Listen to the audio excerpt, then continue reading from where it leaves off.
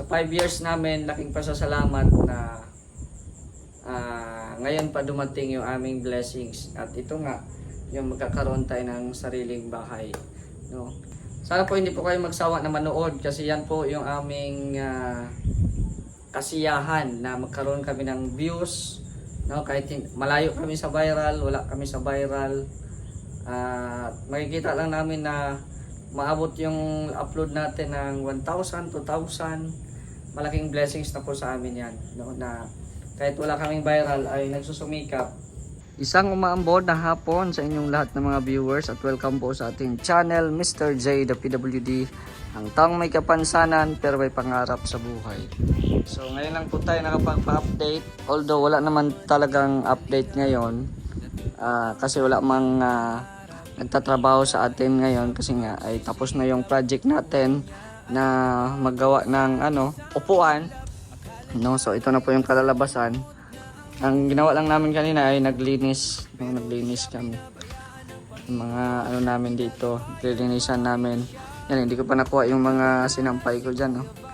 Mamaya kukunin natin yan. At yun. Maganda na. Pailawin muna natin dito. Ito yung switch.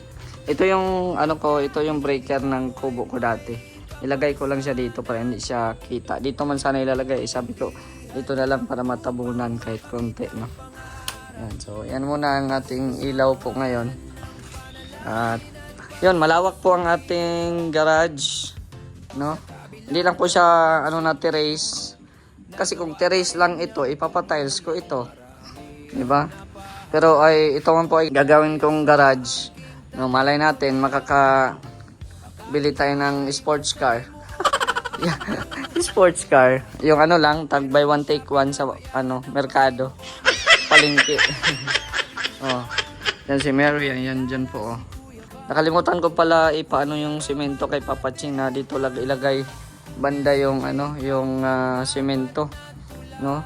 Kasi kaya ko nilagyan pa ng tiles diyan kasi nga may pumapasok pa rin na anggi dito sa pag maulan. Pero lang, konti lang naman. Pero yan, nilagyan ko muna ng harang para ay hindi mabasa yung ating semento. At hiniram ni Topper yung ating trapal. At yun ang ginawa lang ni Papa Chin kanina ay nagpintura po doon sa likod. Tignan natin sa likod kung natapos na ba niyang pinturahan. So yan, ilawan natin. Tapos dito tayo sa likod. Mandilim. Sana yung ilaw natin dito. Ayan. Ayun. So nagbablog pa rin tayo para may update pa rin kahit paano. Yan, may lock na po yan dyan. May kandado na po yan dyan. Kaya mamaya ilalak natin yan pag tayo ay patulog na. So dito sa likod, ayan, okay na. Ay, napinturahan na pala ni Papa Chim. Ang ganda na. Tapos dito rin. Pinturahan na din niya. Ayos, no? Ayos at napinturahan na din po niya. So maambon pa rin. Hindi tayo pwede lumabas. Baka magkasakit tayo. Ayan. So ito lang. Simple lang ang bahay Mr. J, no? At yung pintura natin ay masigla naman, kumbaga maganda sa mata, so nakaka-relax din. Sa akin lang yun pero sa inyo, depende na yan sa inyo, no? At yan, may CCTV tayo dyan. May mata yung CCTV ko, guys. Kahit madilim ang ating paligid, malinaw yan ang kuha, no? Malinaw ang kuha niyan kasi ang daming mata, naka 360 yan kahit saan yan umiikot, no? At yun, for security na din. Yung CR natin dyan. At yun lang naman po yung ginawa nila kanina ni Papa Chin. At yun, sa loob ng bahay wala naman masyadong bago dito. Ay, ayan lang pala yung yung picture ko dyan nung birthday ni Dara. Yung mga picture ko kay Biancy at kay Carla dati na andun sa Mindanao. Hindi ko pa nga nabilhan ng ano yan, no? Yung frame. Dito sa picture dito kay Dara, oh. Basahin natin dito. May mga quotes dito eh. Ayan, oh. Yung picture ko kay Dara. Oh, wala po akong take out, promise. Oh. Pumunta para sa lechon. Ay, grabing ano naman ito. Napaka-harsh naman. May mga pakulo yung ano eh, yung nag-series na photo booth. Oh. Kapagod maging gwapo. Nasa akin na ang lahat, ikaw na lang ang kulang. Uy, sana all. Malapit ng Valentine's, nasaan ka na? Diba? So, yan lang naman. Tapos yung may mga konting decoration dyan. Tapos yung ating kwarto. Malamig po dito ngayon, mahangin, maambon. At nagtanong-tanong na po ako kanina doon sa ano, sa palengke ng mga trapal, no? Medyo may presyo din talaga kasi gusto ko yung makapal din na trapal at para di na siya madaling mabutas, no? Kasi sobrang mahangin baga. At saka may mga bakal pa yan eh, no? May mga bakal pa yan gagamitin para sa roll up. Roll up yung gagamitin ko dyan eh, kasi para pag maulan dito ano na lang, down na lang siya. Tapos pag araw naman, tag-araw naman ay i-up naman natin. So ayan. Thank you po sa mga viewers po natin ngayon na andito sumuporta sa atin. Thank you very much. At sa mga kapitbahay natin, ay shout out po. Sila Bro Gab, baka next week ay papawi na din po yan. Yan si Joey the Great, hindi ko alam kung kailan pabalik niyan, no? Yan si Bro Nelson, ang pinakamayaman. Mayaman na yan si Bro Nelson. So ayan po, maganda na dito itong bayan. Diba? Pwede ka kahit saan, kahit dito. Oh. Diba? Tapos ganyan yung mga paa. Pag hindi lang maulan, maganda dito. Kasi hindi man siya papasok, hindi man papasok yung tubig. Maganda dito. Kaya dapat may roll up talaga. Pero wala lang. Nagbibidyo-video lang ako para may upload tayo sa sa YouTube. Kasi alam ko may mga nanonood pa rin sa atin na may mga nag-aantay pa rin sa update kung ano yung mga next plan. So antay-antay lang po kayo. At may nakaplano na din po dito sa ating ang kubo, no? Kaya ko siya pinapalinisan na dito, no? Kaya ko siya pinapalinisan na namin kasi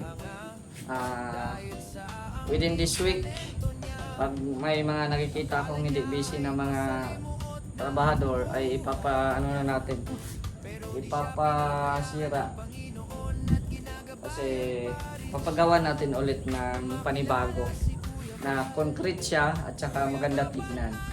Opo.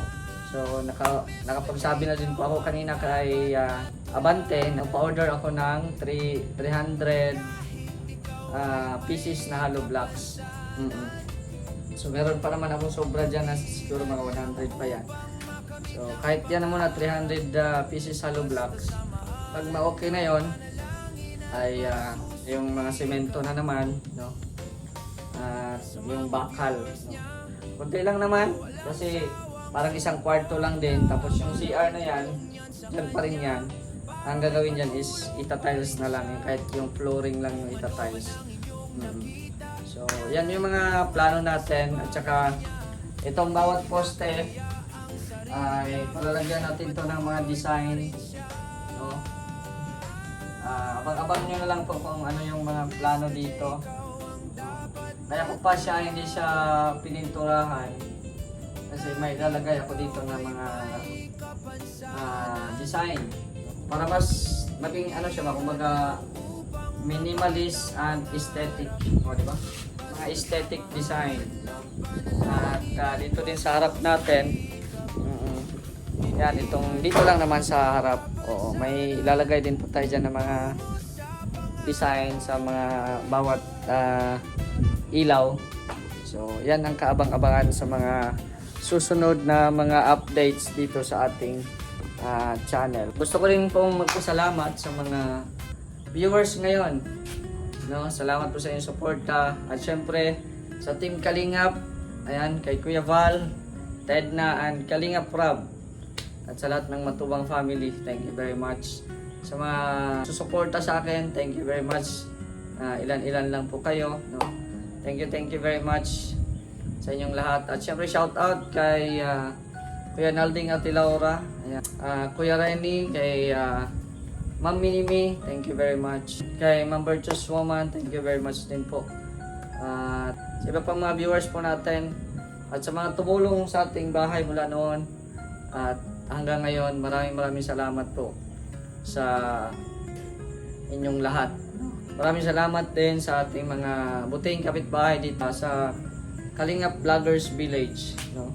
Kasi mga Kalingap man kami. No? Wala po kaming binubuo na grupo. No? Kundi kami po ay pure Team Kalingap. No? Sa 5 years namin, laking pasasalamat na ngayon pa dumating yung aming blessings. At ito nga, yung magkakaroon tayo ng sariling bahay. No? Kasi sa 5 years na yan, kung nangungupahan ka pa, yung inuupa mo, ipapagawa mo na lang ng bahay, di ba? So, salamat din po sa mga tumutulong. Thank you very much. Sana po hindi po kayo magsawa na manood kasi yan po yung aming kasiyahan na magkaroon kami ng views. No? Kahit malayo kami sa viral, wala kami sa viral. Makikita lang namin na maabot yung upload natin ng 1,000, 2,000. Malaking blessings na po sa amin yan. No? Na kahit wala kaming viral ay nagsusumikap na nagbablog para may kita din. Kasi mahirap naman iasa pa natin kay Kuya Bal yung mga gastusin sa bahay. Lalo na ngayon dito. Di ba? So kami din, naghahanap din kami ng paraan para magka-views din po kami. At ako naman, dahil ako ay isang hindi ko naman sinabi na kahit may kapansanan ako din ako kumikilos. Ang sa akin lang, ang kakulangan ko is yung kung paano ako pupunta sa ganyang lugar kung wala akong sasakyan, no? Tayo po ay nakikihits lang, no, sa may mga sasakyan dito. Ayan, may mga motor, yan sila Joey, sila Nelson, sila Bro Gab, o kung saan sila, di ba? Makikisakay lang ako. O dito sila Tilorni, o si Engineer Agul. Sana maunawaan din po ninyo. Mahirap po maglakad si Mr. J, no? Mahirap po, baka hold upin pa tayo dyan sa kalsada, no? At ako naman po ay naghanap din po ako ng paraan. So, actually nakapapapiding na din po tayo. So, kasi pag scouting po kasi dito sa Camarines Norte, parang wala na dito sa wala na sa syudad. Nasa mga bundok-bundok na ba, no? Kailangan mo pang akyatin, kailangan mo pang maglaan ng araw doon, no? Malayo-layo na rin, kaya kailangan ko ng makakasama at syempre kailangan ko ng sasakyan din, di ba? So ganoon lang po 'yon, as long as ako naman po ay nagsusumikap na para mabuhay ko yung sarili ko kasi totoo, mahirap maging ganito sa akin kasi nga ay maraming kakulangan, maraming weakness na parang hindi ko kayang gawin pero gusto kong gawin, no? Pero yun nga, salamat pa rin sa inyo, salamat pa rin po sa inyong lahat. At yun, lumalalim na ang gabi at ipipremiere ko na ito kasi 7:30 po yung ating premiere po talaga kasi yan, magla-live si Kuya Bal alas 8. Oo, minsan si Kuya Bal ay magpi-premiere na din ng 7:30, o di ba?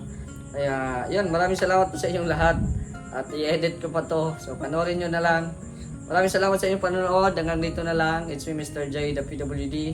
Ang taong may kapansanan pero may pangarap sa buhay. God bless. Thank you so much.